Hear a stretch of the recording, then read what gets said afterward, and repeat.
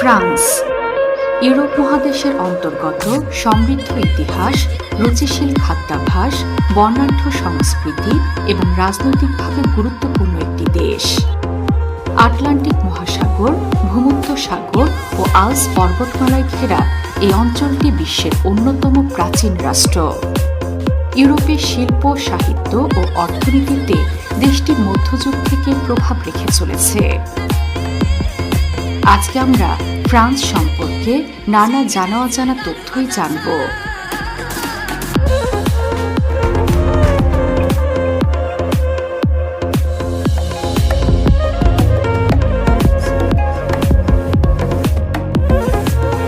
জানা গেছে 10,000 বছর আগে থেকে ফ্রান্সে মানুষের আবাস ছিল। যীশু খ্রিস্টের জন্মের 600 বছর আগে এখানে গ্রিকরা পাড়ি জমায়। ধীরে ধীরে তারা এই অঞ্চলকে তাদের সাম্রাজ্যভুক্ত করে এবং এখানে বিশাল শহর গড়ে তোলে। বর্তমানে সে শহরটি মার্সেই নামে পরিচিত। এটি ফ্রান্সের সবচেয়ে পুরনো শহর।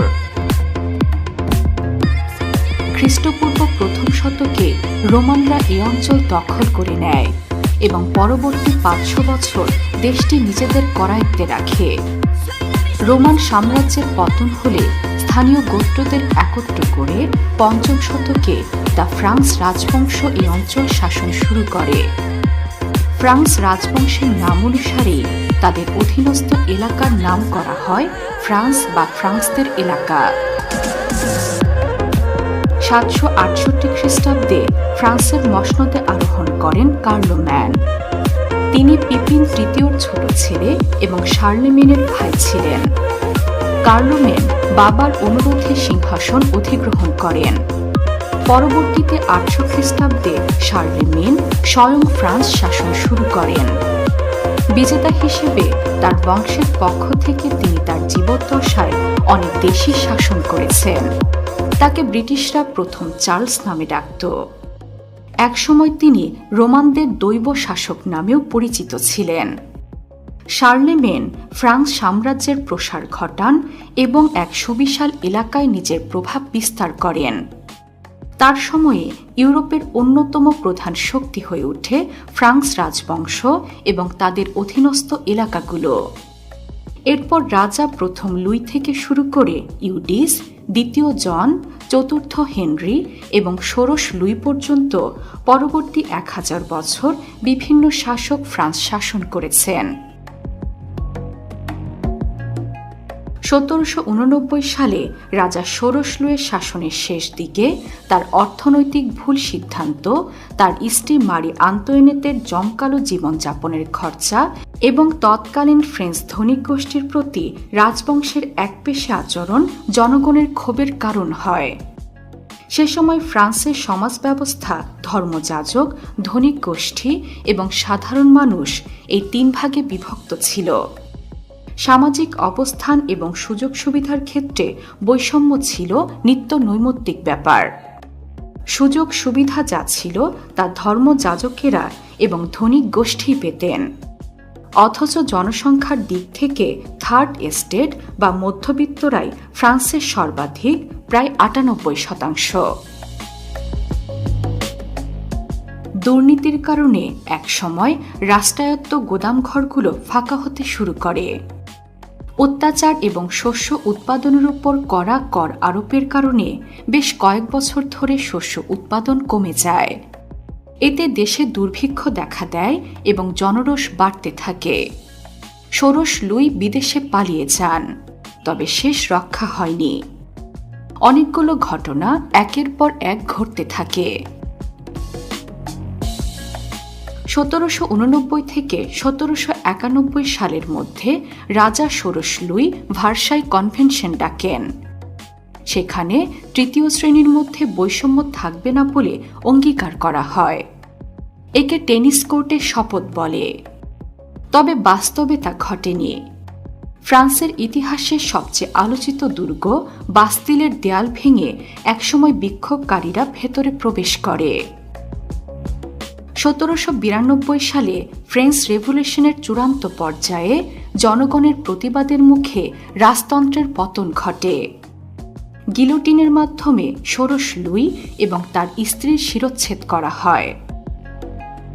1793 সালে মানুষ এবং নগর রাষ্ট্রের অধিবাসী হিসেবে ফ্রেঞ্চদের অধিকারের সনদ নামে সংবিধানের একটি খসড়া প্রণীত হবার মাধ্যমে বিদ্রোহের ইতি ঘটে। শুনে মজার মনে হলেও সত্যি সত্যি এই সনদের এমন নাম ছিল। এরপর দেশটি ফ্রেঞ্চ প্রজাতন্ত্রে পরিণত হয়। ফ্রান্সের মসনদে আসীন হন দুর্নিবার যোদ্ধা নেপোলিয়ন বোনাপার্ট। তার সময়ে ফ্রান্স অনেক অঞ্চল দখল করে নেয়। নেপোলিয়ন তার সময়ে সমরকৌশল এবং সেনাবাহিনীর শক্তিমত্তা বিচারে পৃথিবী বিখ্যাত সব জেনারেলদের সমকক্ষ ছিলেন। তবে এই নেপোলিয়নকেও নির্বাসিত হতে হয়। পরবর্তীতে ক্ষমতা পুনরুদ্ধার করলেও শেষ পর্যন্ত তিনি ওয়াটারলুয়ের যুদ্ধে ব্রিটিশদের কাছে পরাজিত হন।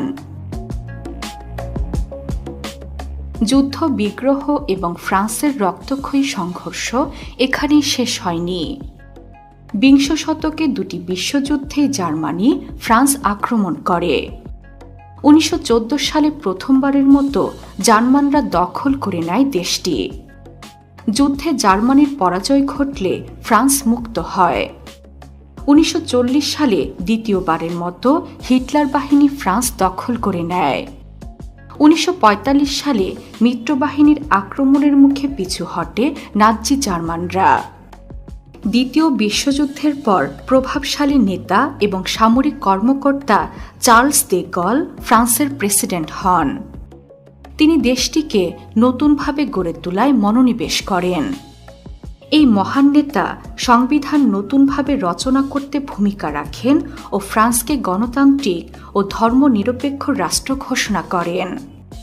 বর্তমানে ফ্রান্স একটি আধা প্রেসিডেন্সিয়াল রাষ্ট্র, যেখানে প্রেসিডেন্ট দেশের প্রধান। প্রতি 5 বছর পর পর জনগণের ভোটে নির্বাচিত হন। 6,43,802 বর্গ কিলোমিটার আয়তনের এই দেশটিতে বসবাস করেন প্রায় 6,56,22,000 মানুষ। দেশটির অধিবাসীদের ফ্রেঞ্চ বলা হয়। মজার ব্যাপার হল তাদের ভাষার নামও ফ্রেঞ্চ। দেশটির প্রায় অর্ধেক মানুষ খ্রিস্টান ধর্মের অনুসারী। তবে ফ্রেঞ্চ জনগণের বিশাল একটি অংশ কোনো ধর্মে বিশ্বাস করে না। ধর্মের ব্যাপারে ফ্রান্সের অধিকাংশ জনগণের অবস্থান নেতিবাচক হলেও এই দেশের মানুষেরা সারা পৃথিবীতে রোমান্টিক হিসেবে পরিচিত। ফ্রেঞ্চ ভাষাকে বলা হয় পৃথিবীর সবচেয়ে রোমান্টিক ভাষা। তাদের ব্যাপারে এমন ধারণা গড়ে ওঠার পেছনে বড় কারণ হয়তো ফ্রেঞ্চদের ঐতিহাসিক সব চিত্র ও শিল্পকর্ম। ফরাসিদের শিল্প সাহিত্য জুড়ে ছড়িয়ে আছে ভালোবাসার নানা নিদর্শন। বরাবরই শিল্পানুরাগী ফ্রেঞ্চরা শিল্পকে জীবনের একটি অংশ করে নিয়েছে। তেমনিভাবে প্রেম তাদের শিল্পের প্রধান অনুষঙ্গ। প্রেম কিংবা প্রেমের উপাখ্যান থেকে অনুপ্রেরণা নিয়ে বিশ্বকে যুগে যুগে কালজয়ী সব শিল্পকর্ম উপহার দিয়েছে ফ্রান্সের শিল্পীরা। চিন্তাশীলতার জন্য ফ্রান্সের মানুষেরা সুপরিচিত। রাজনীতি থেকে শুরু করে গৃহস্থালির বিষয় নিয়েও তাদের নিজস্ব চিন্তাধারা রয়েছে। এসব নিয়ে আলাপ করতেও তারা ভীষণ পছন্দ করে। স্বল্প পরিচিতদের সাথেও ফ্রেঞ্চরা কোনো কফি শপে বসে দীর্ঘক্ষণ আলোচনা করতে পারে শিল্প, সাহিত্য, রাজনীতি, এমনকি খাবার নিয়েও। হবে নাই বা কেন, ফ্রান্স যে বিশ্বের নামি দামি চিন্তাবিদদের জন্মস্থল। সমাজবিজ্ঞানের জনক অগাস্ট কোত থেকে শুরু করে মন্টেস্কো, রুশো, দিদিয়েরতের জন্মে ধন্য হয়েছে ইউরোপের এই দেশটি। It's dangerous to be right when the government is strong উক্তিটির জন্য বিখ্যাত ভলতেয়ারের জন্ম এই দেশেই। এই মনীষীদের একত্রে থিঙ্কার্স অফ এনলাইটেনমেন্ট বলা হয়। ফ্রান্সের খাবার পৃথিবীতে বিখ্যাত। তাদের সবচেয়ে জনপ্রিয় খাবারটি হচ্ছে ফোয়াগ্রা। বিভিন্ন পালাপর্বণ এবং উৎসবে অন্যতম আকর্ষণ এই সুস্বাদু খাবার। খাবারটির মূল উপাদান হচ্ছে মোটা তাজা হাঁসের কলিজা। সাধারণত 3 ভাবে ফোয়াগ্রা প্রস্তুত করা হয়: কাঁচা বা ক্রুড, আধা সেদ্ধ এবং পুরো সেদ্ধ। ফরাসি রন্ধন প্রণালীর জনপ্রিয় উপাদান হচ্ছে শামুক। ফরাসিরা সামুদ্রিক শামুক, ঝিনুক সহ বিভিন্ন সিফুড খাবার হিসেবে খেতে পছন্দ করে। বিভিন্ন প্রজাতির শামুকের মধ্যে যেটি বেশি জনপ্রিয় তা হচ্ছে হেলিক্স প্রজাতির শামুক। এটি রান্না করা বেশ কঠিন, কারণ অত্যন্ত যত্ন নিয়ে পরিষ্কার করতে হয় হেলিক্স। ফ্রেঞ্চ খাবার নিয়ে আলোচনা হচ্ছে, অথচ ক্রোসান্ট নিয়ে কথা হবে না এমনটা হতে পারে না। আসলে ক্রোসান্ট মূলত 1300 সালের দিকে উদ্ভাবিত অস্ট্রিয়ার খাবার। এটি অর্ধচন্দ্রাকৃতির রুটির তৈরি রোল। রুটিটি ইস্ট সহ অন্যান্য উপাদান দিয়ে তৈরি। এটি সকালের নাস্তা হিসেবে খাওয়া হয়। অস্ট্রিয়ান সৈনিক অগাস্ট চ্যাং ফ্রান্সের রুদো রিচোলোতে একটি ভিয়েনিস বেকারি প্রতিষ্ঠা করেন এবং সেখানেই খাবারটির গোড়াপত্তন করেন। ফরাসি রান্নাঘরের আরেক বিখ্যাত খাবার হচ্ছে রাতাতুই। টমেটো, রসুন, পেঁয়াজ, জুকিনি, বেগুন, গাজর, মরিচ, তুলসী, মার্জোরাম, থাইম ইত্যাদি সবজি একটি অগভীর প্যানে অল্প পরিমাণ চর্বি সহ উচ্চতাপে রান্না করে এটিকে বেক করা হয়। কেবল খাবার নয়, ফ্রান্সের বিভিন্ন উৎসবও সারা পৃথিবীতে জনপ্রিয়। এর মধ্যে সবচেয়ে সুপরিচিত হচ্ছে কান চলচ্চিত্র উৎসব। এটি বিশ্বের সবচেয়ে মর্যাদাপূর্ণ চলচ্চিত্র উৎসব, যেখানে সারা বিশ্বের বিখ্যাত সব সিনেমা প্রদর্শিত হয়। বছরের একটি নির্দিষ্ট সময়ে হলিউড থেকে শুরু করে চলচ্চিত্রের সাথে সম্পৃক্ত পৃথিবীর বিভিন্ন দেশের তারকা, পরিচালক, প্রযোজক ও কলাকৌশলীরা জমা হন ফ্রান্সের কান নগরীতে।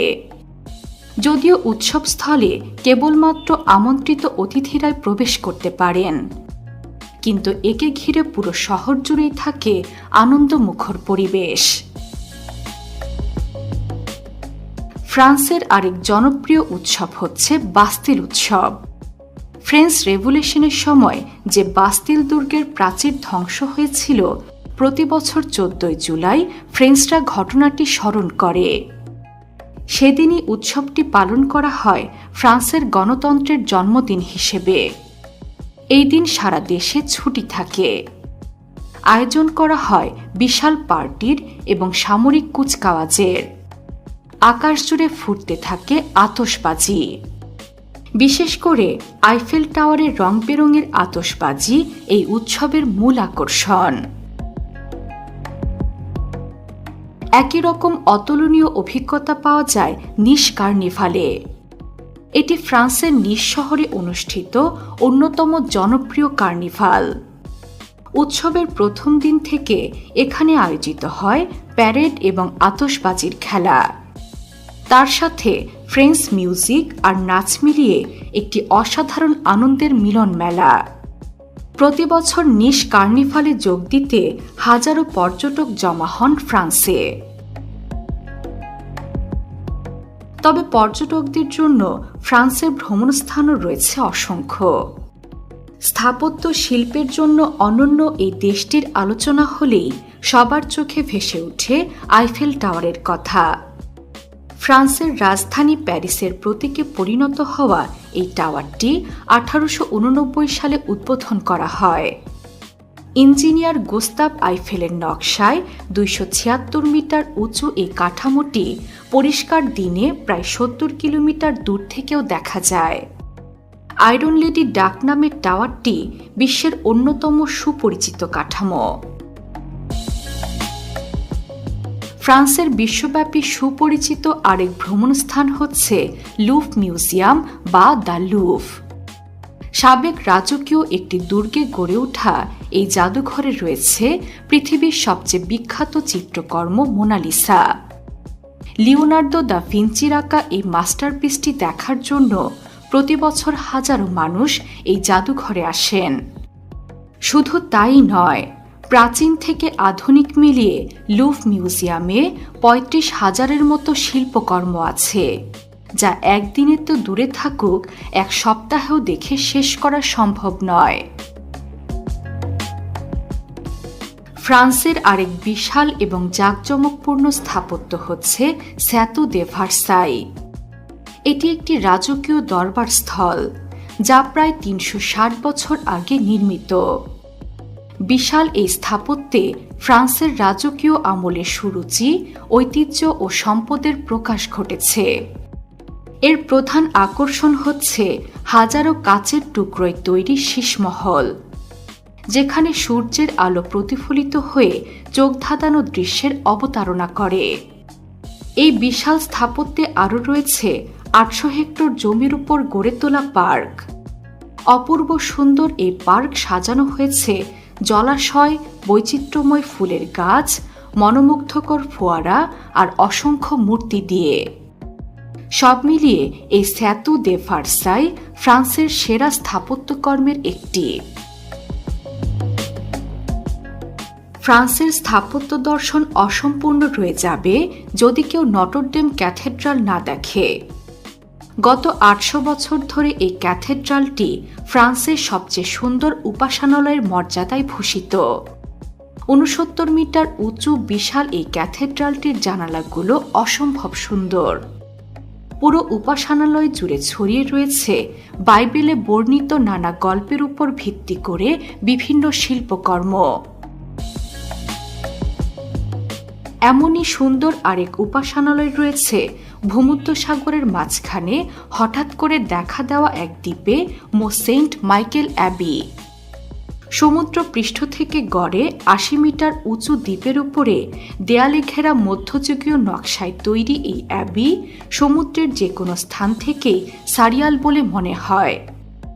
মো সেন্ট মাইকেল দ্বীপে ১০ম শতকে গড়ে ওঠা এই স্থাপত্যকে অনেকে পানির উপর পিরামিডও বলে থাকেন। কেবল স্থাপত্য নয়, ফ্রান্স তার অপূর্ব সুন্দর প্রকৃতির জন্য বিখ্যাত। প্রোভেন্স এমনই একটি বিখ্যাত অঞ্চল যার রূপ মুগ্ধ করেছে বিশ্বের বড় বড় শিল্পীদেরও। দীর্ঘ এলাকা জুড়ে থাকা ফসলের মাঠ, সূর্যমুখী ক্ষেত, জলপাই বন, বিচিত্র সব রঙিন ফুল, হঠাৎ কোনো সাজানো গোছানো বাড়ি আর দূরের দিগন্তে মিশে যাওয়া আকাশ মিলিয়ে প্রোভেন্স যেন কোনো শিল্পীর ক্যানভাস। মোব্ল্যাং ফ্রান্সের বৈচিত্র্যময় প্রকৃতির এক বিস্ময়কর উদাহরণ।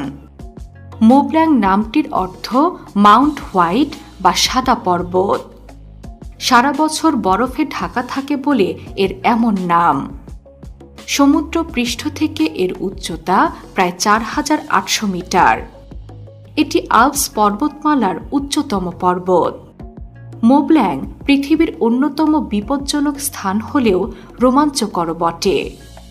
তাই তো এর শীর্ষে ওঠার প্রতিযোগিতায় মাতেন অনেক পর্বতারোহী। এর তুষার ঘেরা অঞ্চলটি ফ্রান্সের অন্যতম সুন্দর স্থান। অনেকেই এখানে স্কিং করতে আসেন, আবার অনেকে আসেন তুষার শুভ্র পর্বতের অপূর্ব সৌন্দর্য উপভোগ করতে। পর্বতের পাশাপাশি ফ্রান্স জুড়ে রয়েছে অসংখ্য সৈকত। ভূমধ্যসাগরের উপকূলে অবস্থিত এই দেশটিতে সাগরের সৌন্দর্য বর্ণনাতীত। এর মধ্যে নটরডেম সৈকত সবচেয়ে সুন্দর।